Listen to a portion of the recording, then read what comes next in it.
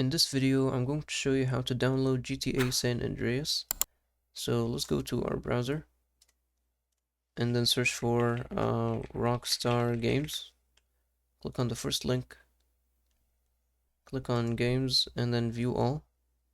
Scroll down until you see the original GTA San Andreas right here. And it gives us a description, as you can see.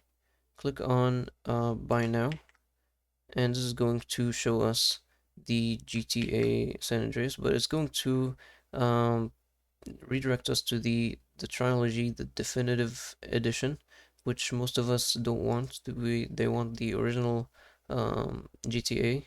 And as you can see, the trilogy includes GTA 3, Vice City, and the GTA San Andreas that we want. And Rockstar Games discontinued the original GTA for some reason and merged it into this trilogy. So the only way to get it is to get this trilogy for $80 Canadian.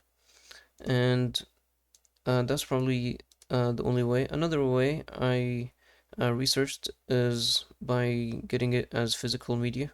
You can find it on eBay or some other places like that. And that's about it. If you found this video helpful, please don't forget to like and subscribe.